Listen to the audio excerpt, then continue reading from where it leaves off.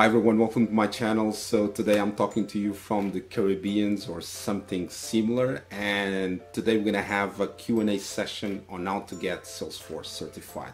So question and answers. Okay, so together with me I will have then Mafalda. Okay, so she's gonna be raising me questions with regards to that, okay, on how to get Salesforce certified, and I'm gonna be addressing those. Okay, so she's currently on the journey to move from rookie to certified and get into the path of overemployment. Okay, so if you want to know more about how is it that you can actually move from zero to overemployed, as I've done as well, please feel free to check the link above or reach out to me if you have any questions, okay, whatsoever. Okay, so why overemployment? Essentially because there is a massive demand for Salesforce professionals since I can remember, okay, from marketing people, sales consultants, architects, developers, and the list continues, okay? And I can say to you that I've been working on Salesforce since 2012, okay, across different countries. The expectations is that we're gonna have a creation of roughly 9.3 million jobs, okay, by 2026 in relation to Salesforce. So yes, the demand is huge and you can be part of that same journey. Okay, so today I'm going to be sharing a bunch of secrets that I've learned throughout my 7 certifications and a couple of failed attempts, okay, during my conversation with Mafalda. So hopefully that will make your life easier if you're considering actually to get certified and get into the path of overemployment. Okay, so if you like this kind of videos, please give it a thumbs up. I would highly appreciate it. It helps the YouTube algorithm and also the channel so that I can continue to share and exchange knowledge around work and life, CRM and tech consulting. Okay, also consider subscribing if you want to get access to more content like this. And then on top of that, don't go anywhere, stick around. So I'm going to be starting my conversation with Mafalda.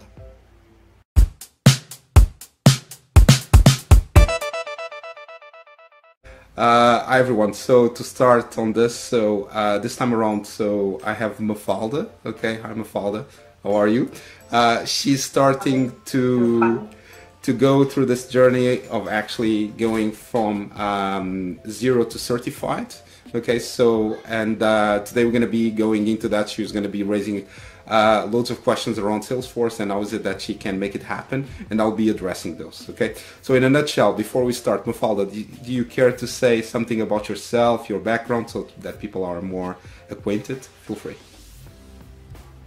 Yes, so I studied public relations and I worked with events for a couple of years. And for, I think last year, I decided to change my professional path and I started to study Salesforce. But at the moment, I'm studying more and more. And I decided I need to have a certification. And so I'm here to, I have some questions and you will see what kind of questions I have. And I believe you also have to. Okay, brilliant then. Okay, so a bit of background on my end so that everyone is on the same page, and then we're going to start with the Q&A, let's say. So on my end, so my background is on CRM, marketing technology and tech consulting, before moving from this side of more tech-related stuff mixed with business. So I actually was working on marketing. That's what I've studied. So, and I worked on marketing more or less till 2011. And since then, I've been working on digital transformation projects, okay? Mostly on hybrid roles, let's put it like that, between business side and the tech side. And I've worked across 5 different countries, and I lead very different kind of teams from a cultural perspective. And I deliver over 40 Salesforce projects, mainly on marketing, sales, and service, okay? And then I was blessed actually to work on a daily basis with some of the biggest Salesforce consultancies in the world, so namely Deloitte, Capgemini, Accenture, 4C Consulting, and Cloud Coaches. Aside from that, I was also on the dark side of the moon, mostly working on IBM and now at IQVIA on consultancy. So with that out of the way, let's start the round of questions, okay? Shall we? Yes, let's do that. Yes.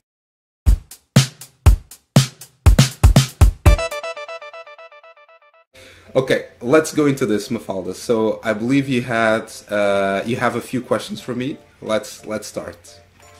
Yes. So, where to start? So, Salesforce is huge. What is the first step? Okay, that's a very good question. So I would say that, as you mentioned, so Salesforce is huge and is getting actually bigger and bigger. So what I would say is that you should always start on as a Salesforce admin. Okay, is it that you are forced to do so? You are not. So meaning you can actually go into the developer side and go straight into study Dev 1 or and then Dev 2. Okay, but then my view is that you should always start with a Salesforce admin. Why? Because then you're gonna have a better understanding of the end-to-end of the platform. Okay, and then you have a better understanding of the business side as well.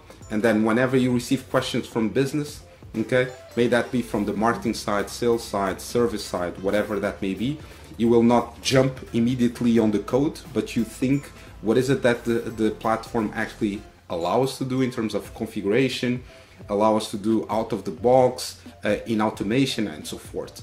So I would say that my advice would be to start always with the Salesforce admin, okay, because that will give you the layer, okay, that you need, okay.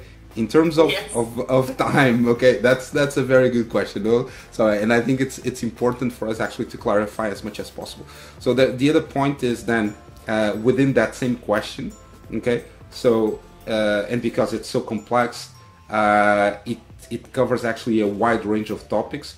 So I would say that in order for you to move forward, you need a very good understanding of Salesforce, and for that you should go for the Salesforce admin first, okay.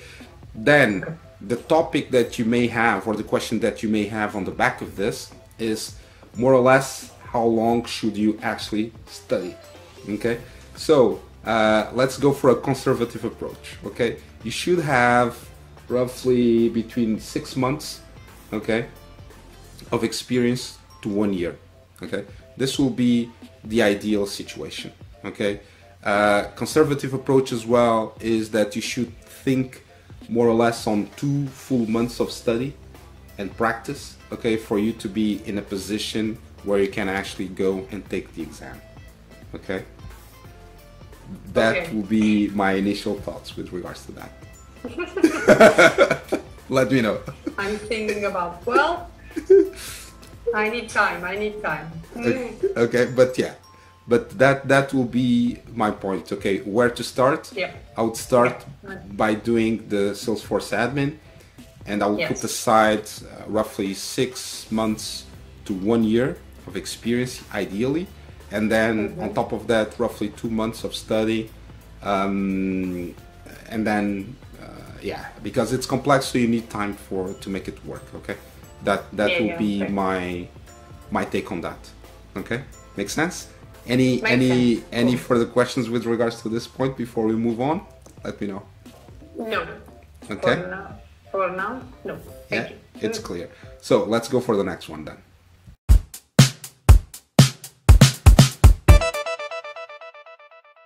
Okay. So to have the admin certification, what kind of strategies should I have? Okay, so that's a very good question. Okay, so I'll say that you have different, let's say, approaches that you can have. Okay, so I'll share with you what is it that I believe that work best. Okay, and then you take it from there. Okay, essentially. So if we take a look into the Salesforce admin side of things, I would say that you have the basic. That is to go into Trailhead. You need to make sure, as I mentioned, of having roughly 2 months aside of study and practicing. Okay, I would say roughly 4 hours a week. Okay, I would say that should be what you should be pointing towards, and then try to combine that a bit with.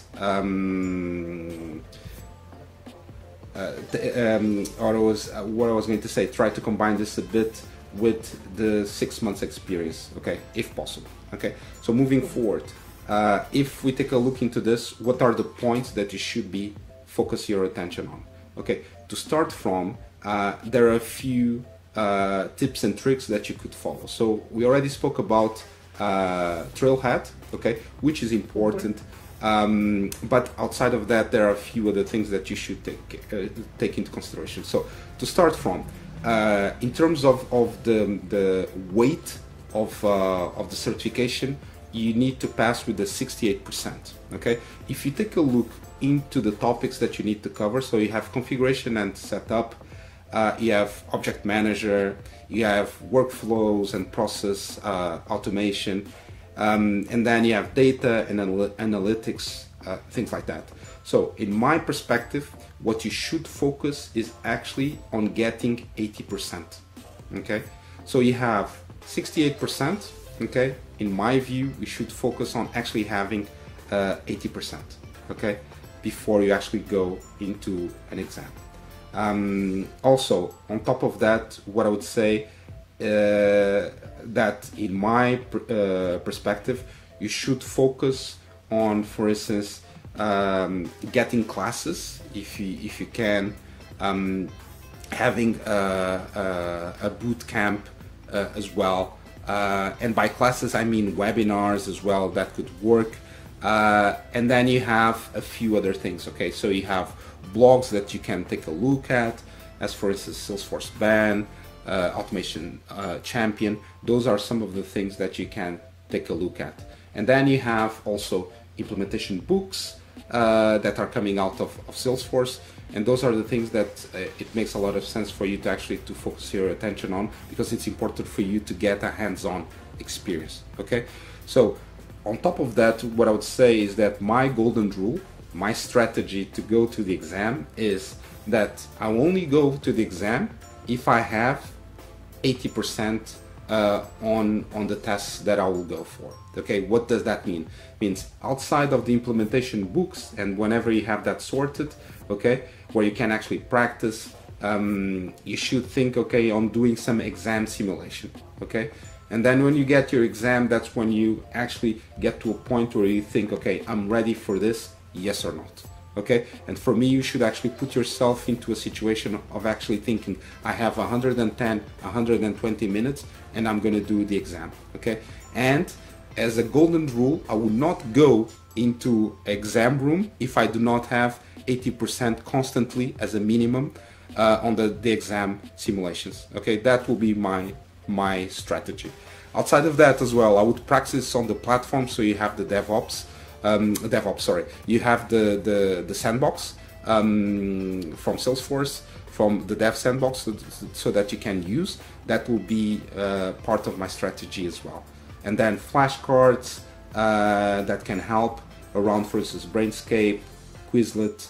Those are some of the things that can help you on moving forward. Okay, does that address your question?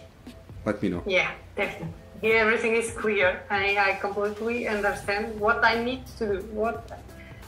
Very, very good. Thank you.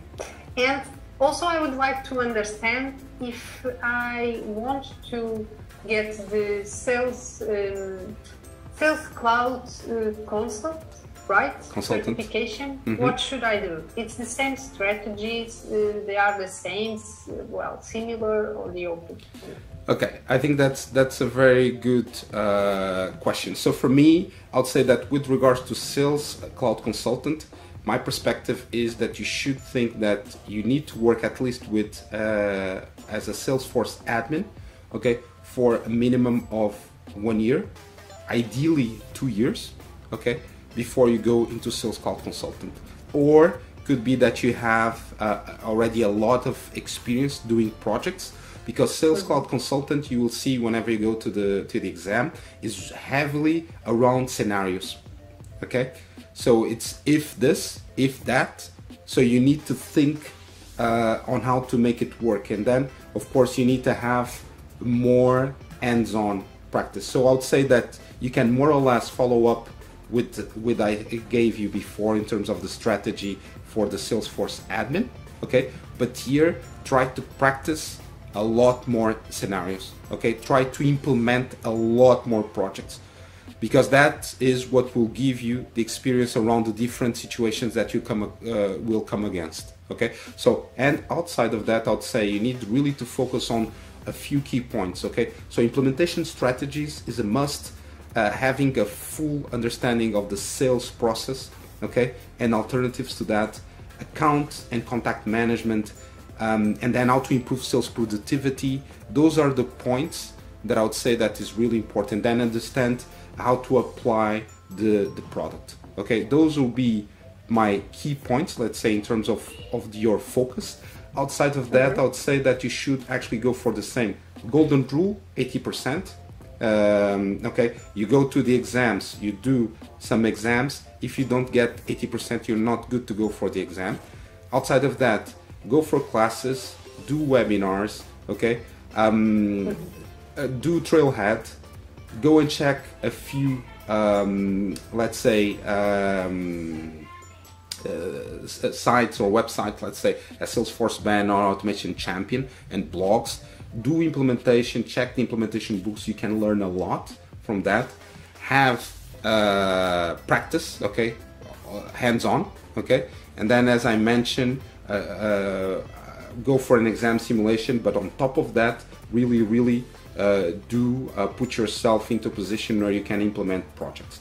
Outside of that as well, check focus on force, okay, so on top of the flashcards. Okay, that will be my let's say my advice, okay, to wrap it up. Okay, thank you.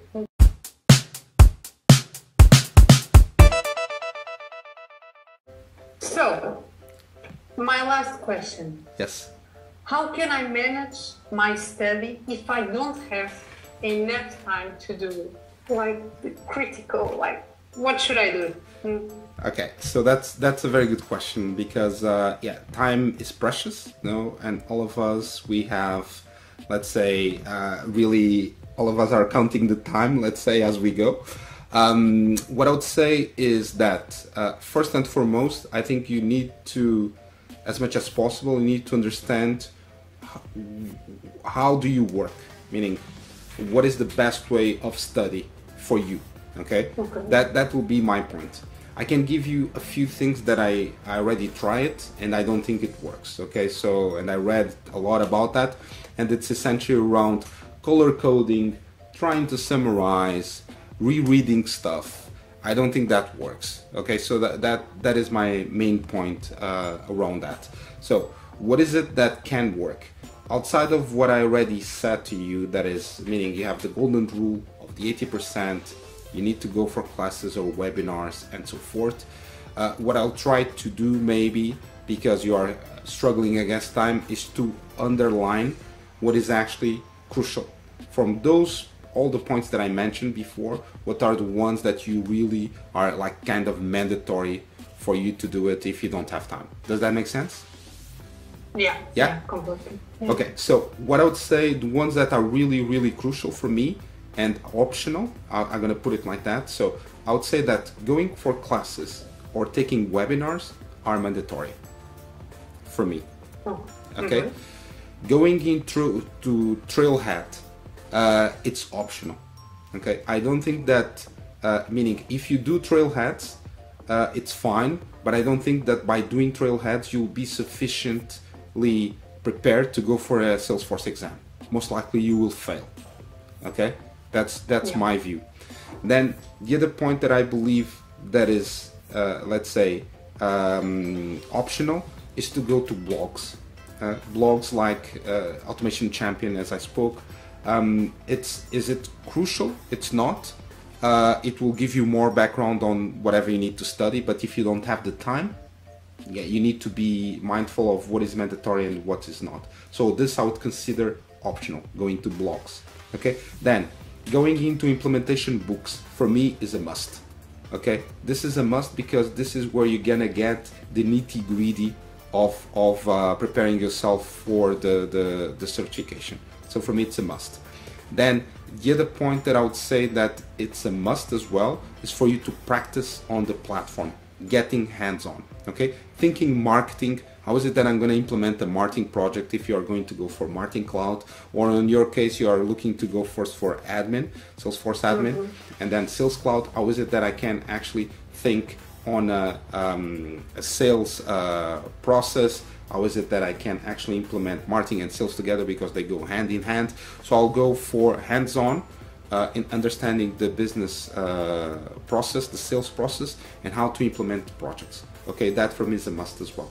So, and then lastly, but not least, I would say that exam simulations are a must, okay, for me. And in order for you to get the access to exam simulations, you can check on Focus on Force, check on flashcards, previous tests if you have access to that. But essentially, I would say that that for me is a must. Okay, and then lastly but not least, I think getting the 80% out of the exam simulations is a must as well. If you don't get that, most likely you will not pass. Okay, so summarizing again, I would say go for classes or webinars, it's a must. Then I would say check implementation books, okay, it's a must. Hands-on experience on the platform, it's a must. If you can do a project or more, will be great. And then go for the exam simulation, okay? Those are the ones that I would consider that they are a must. The optional ones would be for you to study and check on blogs, go for Trailhead, and things like that, okay? That will be my take, okay? Does it make sense? Yes, of course. Thank you, thank you. Okay, do you feel confident to go for the exam? If you go and take... Well, I'm confident because I know what I need to do after this conversation. Okay. But until the certification, I will see. I will see. But let's do it. Let's do it. I will prepare. Okay, you need to study. Okay, so I'll be here. Just give me a shout if you need anything, Mafalda. Okay? Okay. Thank you so much. Okay, with this, guys, so we close this session. Hopefully this was an interesting one for you. Give it a thumbs up, subscribe, and join me on this journey. And do like Mafalda, just reach out. I'm happy to help. Okay? And then that's it, guys. Okay, take care. Cheers. Bye-bye.